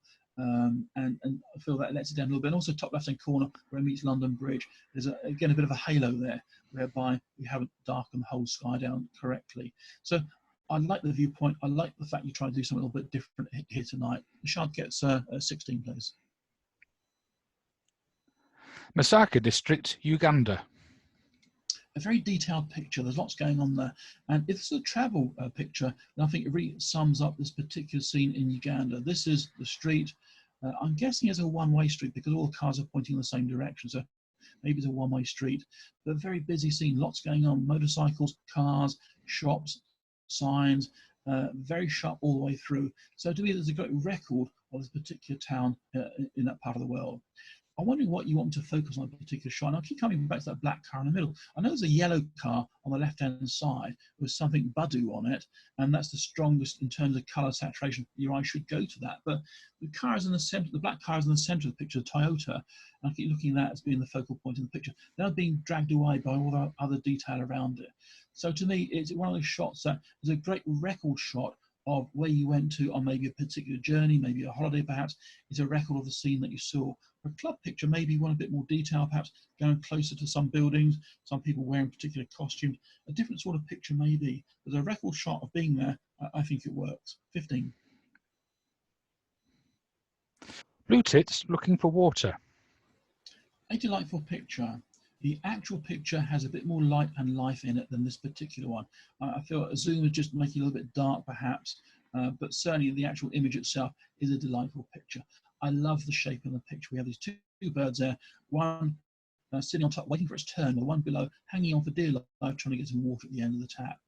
It's a simple picture. It was a picture that worked. I like the fact that we have this brown wood, we have this brassy tap with some aging effect on it, some patina on it, and the birds themselves, not brightly coloured, but the colour of blue tits, whereby yellow, a grey blue sort of colour, subdued colour, and the whole image hangs together very, very well indeed. Hold it back, please. Crossroads, Kuala Lumpur. Another bright, vibrant shot, a night shot looking down on that crossroads. And again, it's going to be a slow shutter speed to get blurs of movement. So you can see crossroads, I'm guessing, is traffic lights there. So the north and south traffic has been held at the traffic lights because the cars look static. But the east and west traffic, there are bits of a blur there. So the traffic lights were red for some traffic and green for others, and you caught that moment. I like that the whole image area has some light and life in it. There's a bit of a story in there. Even bottom right-hand corner, where it gets a little bit darker, there's like a sense of a market area, different coloured lighting down there, so that works well. So you feel the whole image area with bits of interest, you can explore the scene. I'm sure it's a great record of when you went to Kuala Lumpur. 17, please. Under the Arches. I don't disagree. These are some arches and we're underneath them to take that particular shot. I like the graphic nature of the arches. I like the shape they make across the image area. I like the tones of grey that we've got. And apart from top left-hand corner, I think we've still got a bit of tone there. So there's nothing that's particularly burnt out. So in terms of exposure, I think it's spot on. And I like the monochrome treatment you've given it. We have some people in the image area. A slow shutter speed maybe, your camera's on a tripod, they have a blur as a sense of movement. I wish maybe that they were a bit closer to the camera on maybe the right third of the picture. So one couple left third, one couple right third, a bit taller near the camera, just to act as a foil for the two, because the two pairs of people are actually on just the left half of the picture and nothing on the right. That may have helped it, but nonetheless, I've enjoyed looking at the picture, and that gets a 17. Golden Hour book. Great lighting here. I like the rim lighting on the animal, lighting up the antlers, the body of the creature, and also giving great lighting in the foreground, these grasses. And the background, I'm not sure what it is obviously part of the deer park, perhaps thrown way out of focus and kept warm by the same warm lighting perhaps. Maybe the distance scene right at the top, maybe there's hints of trees there, but nothing interacts with our enjoyment of looking at the animal and the grasses like that. The actual image I looked at seemed a little bit lighter than this one. I would have suggested maybe half a stop less exposure, but it looked okay on the screen there. And also there's a couple of insects in flight there, which seem to caught the light on the right side of the animal. Personally, I would have just cloned them out and got rid of them, because I find them a bit of a distraction. They were there in the scene perhaps, but they're just catching the light and taking my eye away from the wonderful animal. Hold it back, please. Street selfie. I do like street photography, and this is a great example of street photography. And quite often when people are doing selfies, they're oblivious to anything else going on around them, particularly you as another photographer taking their picture.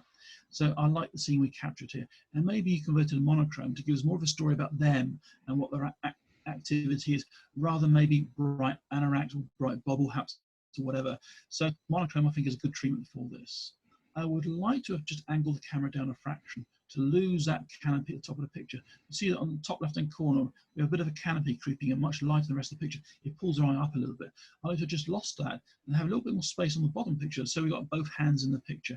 We cropped the hands in the bottom part of the picture. But nonetheless, a competent piece of street photography. 16, please. Coniston Jetty underwater. It certainly is underwater, and I get a sense maybe camera tripod, maybe it's the longish exposure, give a sense of movement in the water like that. The actual image I looked at had a bit of a light area top left corner, just losing a bit of detail in the sky up there. So I feel the whole picture could have had maybe half a sort of less exposure, just to bring it a little bit more intense and just to darken down some of those areas. But in terms of composition, great. These leading lines take it out to the water, and the distance seen beyond, sense of recession, wonderful lighting. That gets a 16, please. L. Yeah, one of those pictures where I had questions about what the story is, and there's been 2 or 3 pictures like that tonight. What are we trying to tell the viewer in this particular story? The L, I guess, is the shape of the fingers. It forms an L shape. But why? What's the story here? Why is the guy hiding his mouth? Why is the finger between the 2 eyes like that? So the guy's under studio condition, maybe sitting on a wooden chair. We can see the chair in the background. It's darker down on the left-hand side, right-hand side, catching a bit more light, left a little bit brighter, perhaps over his left shoulder. But it's all about why is the face covered with his hands like that? What's the story? The title doesn't help me. I have a single letter L as being the title, so it hasn't helped me understand what the picture's about. And probably the photographer knows what the picture's about and understands it, but to the casual viewer like myself who's never seen it before, I'm trying to work out what the story is. So it doesn't work as well for me as it could do tonight. 14, please. Cecil Brewer staircase.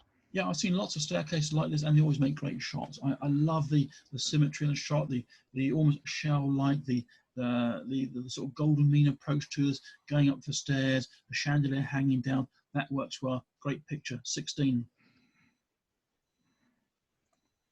The industrial scene. Well, my title was Industrial New Forest, but maybe it's been changed the title, I don't know. But to me, if that is New Forest, that could be the Fawley oil refinery, and it looks like that because I happen to come from the neck of the woods anyway. To me, the scene lacks a lot of energy, it lacks light. I feel it's a bit brighter, make that come alive. It looks like someone's turning the lights out in that particular scene, so it just lacks a bit of energy and light in that particular shot. But it certainly records maybe the foreground, which could be part of the New Forest. There's lots of brown bracken there at the time of the year when the bracken's died. There's evergreen gorse and bushes there, and we have that industrial backdrop behind with the smoke coming from the various outlets of the refinery process down there. So that one gets a 14, please. Cracking up. I like the interpretation here. We also combine 2 images. We have a picture of a slice through a trunk of a tree. And we have this really interesting picture of somebody, I guess under studio conditions, whereby they have this wonderful expression, finger on the chin like that, and somewhat surprised looking in that direction. That works well. When you first look at the picture, I get the sense of she's looking towards the center of that cross section. It looks rather spider-like, and she's got a rather terrified look looking towards the spider. So I enjoy what we've done here. We've done something a little bit different. However, I feel the center of that trunk, I can see a bit more in the original image, but on Zoom it goes completely dark. I'm just losing it altogether. So on the original image, I'll see a bit more, but still not enough. I'll see a bit more detail in the center of that trunk on the right-hand side, just to see what she's looking at, perhaps. But I do like the idea behind this, and I will hold it back, please. And finally, Natasha. Another competent studio shot. There's no harsh lighting. We've got catch lights in the eyes, very soft lighting on the face, and a great portrait shot. However, the ear on the right of the picture, or her left ear, has two little earrings, which I can make out better on the whole picture rather than the zoom picture.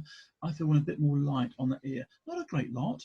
I don't want to compete for the sort of modelling light that we have on the face. Just a bit more light to give me a sense of that is the ear, that's the earring she's got there.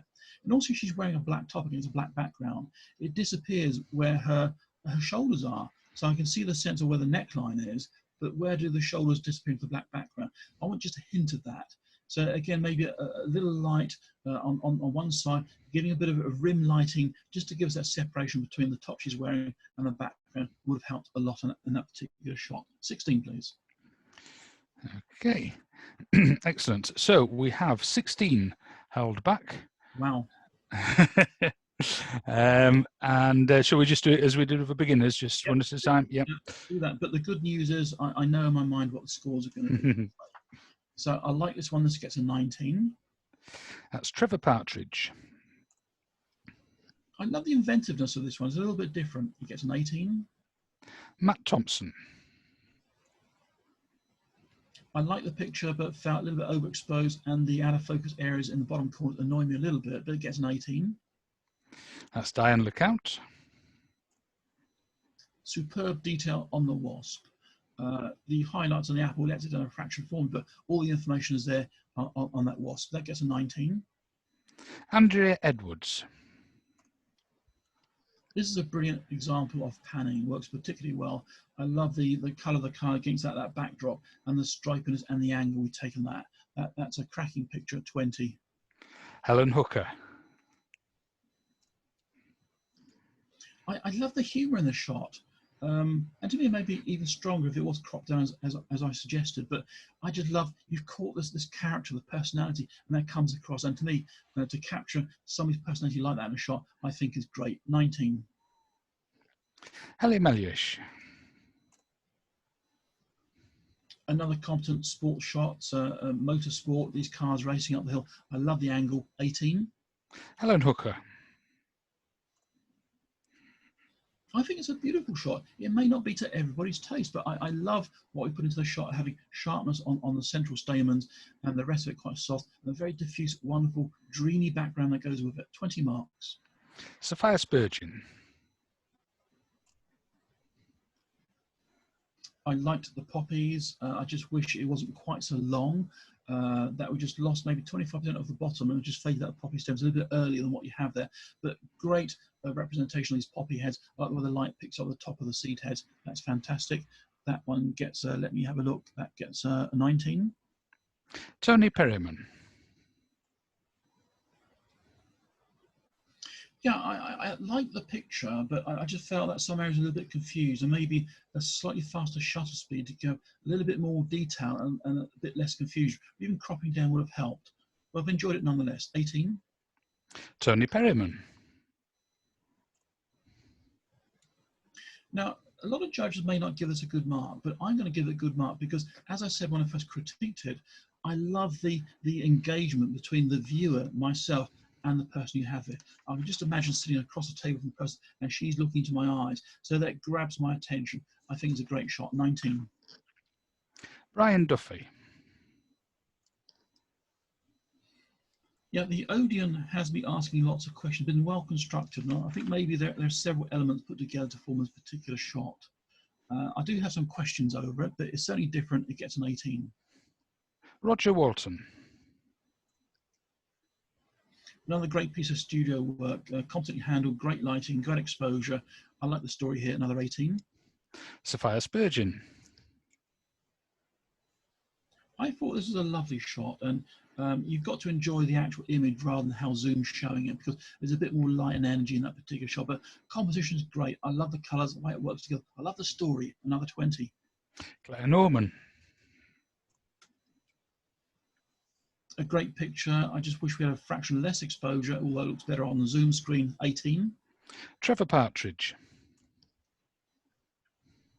And I've enjoyed cracking up. I'd just like to see a little bit more light in the centre of the trunk, just to give a sense of what she's looking at, which could be a spider-like centre of that cross-section of the trunk like that, 18. Matthew Bickham. And that's that. Thank you very much, David. That's been brilliant. I'll hand back over to Diane. Well, thank you so much, David. God, what a lot of images to go through, and I think you did absolutely brilliantly. So thorough. When you did the beginners, I thought, oh, this is really thorough. You won't be doing this for the open section, but you did, and it was brilliant. Thank you so much. I won't say any more because I'm going to hand over to Bill to deliver the vote of thanks. But again, thank you, David. Absolutely superb. And I love your sense of humour. And I love that image behind. I need to practice the sense of humour a bit more. One day I'll get there, you know. No, it's great. Thank you. Well, this is my first vote of thanks with a Zoom competition. I realised there's no point congratulating the judge for turning up on time because he would have come here. There's no point commiserating with coming out and such a terrible night as tonight because he's not had to come out at all. But I do have to congratulate him for bringing his erudition along with him and applying it to our entry and getting through all of these at a very reasonable time. So if I'd ask everyone to show their appreciation in the usual manner. Oh, we all unmuted. Yeah. I've enjoyed so much. So thank you for asking me to judge your work tonight. No, thank you. I mean, it's always a pleasure to have you along. And I'm sure we'll be seeing you again soon, hopefully in the flesh and not over Zoom, because it would be nice to see everybody face to face. But hey, sometime in the future, maybe. Yeah, hope so, David. Really hope so. How's it all going in Cambridge? Cambridge has always been a big club for a long time now. I think we've got about 200 members at the moment. Not everybody can meet on a Monday night in the club room, but obviously we're not meeting in the club room at the minute. We're meeting on Zoom. So it's still very active. We still have the special interest groups. It's a very busy club. And to be perfectly honest, I don't really keep up with what the club does these days. We're doing my own talks and judging and working full time. I can't be involved in everything. So I just enter a few competitions here and there, and that's it really. But it's fun being part of Cambridge. It's very tough to win competitions in Cambridge with so many strong members in the club. You've got to work really hard. It's tough. Yeah. Keeps you on your toes. It certainly does. Yeah. No, thank you so much. Okay, Mark, how are you doing? Yes. Yes. Right. I have some results. I will have to apologise to the beginners. You will get tonight's results, but unfortunately, the PC does periodically do strange things to me. And tonight, it's decided to calculate everything except for the season to date results for the beginners. So I shall do that separately, and it will be in the newsletter. So another good reason to read the newsletter this week, which you all get, don't you? Yes. Good. So. So the beginners' results for tonight. In third place, we have Rick Stevens with 35 points. In second equal spot, we have three people. We have James Banks, David Boswell, and Sue Holt-Smith on 36 points. But leading the way tonight with 37 points was Carol Green. Ooh, nice one, Carol. She's Okay. still awake. Just about. Oh, well done. Well, Well deserved. That's Fantastic. not a reflection on David. Sorry, it's just. Sorry, I must explain. She's so rude, David. Ignore her. Okay, for tonight then, for the open competition, I'll give you effectively the top three, which is quite a few people. On 35 points, in third spot, third equal, we have Matt Thompson, Brian Duffy and Matthew Bickham. In equal second spot with 37 points, we have Trevor Partridge, Tony Perryman and Claire Norman. And then in first equal spot with 38 points, we have Sophia Spurgeon and Helen Hooker. wow. Well done. Well done, well done, well done. Absolutely fantastic. Okay. And I told a little Porky, you won't be getting the year-to-date for the open competition either, because the open competition has decided we didn't hold the first round. So, so another good reason for reading your newsletter on Sunday evening, when you will find out the season so far's results on there. So apologies for that, but yeah, there you go. Thanks, Thank you, Mark. Mark. It's not easy. I think you're doing a marvellous job, actually. I wouldn't know where to start. Technology just baffles me. I think Apparently it baffles me too. You're all doing great. It's just like, thank goodness you're there, is what I say. Yeah, well done, everybody. What a superb range of images, both from the the beginners section, and I just don't believe you are beginners, and from the open. All absolutely superb, and well done, everybody. Well done to our two winners tonight, Carol and Sophia. Some great images, and well done to everybody. And as David said with Cambridge, you just got to keep on your toes, and I think we have to in Stortford as well, because we've got so many great photographers. So well done. Stay safe, sleep well, and I won't see you next week. I'll have a chat with maybe Matthew or Mark and see if you can host next week, because I won't be about. But have a great week. Keep getting out there with your cameras, and I'll see you all soon. Thanks again, David. Take care. Bye. Bye. Thanks, Di. Bye. Bye, everyone.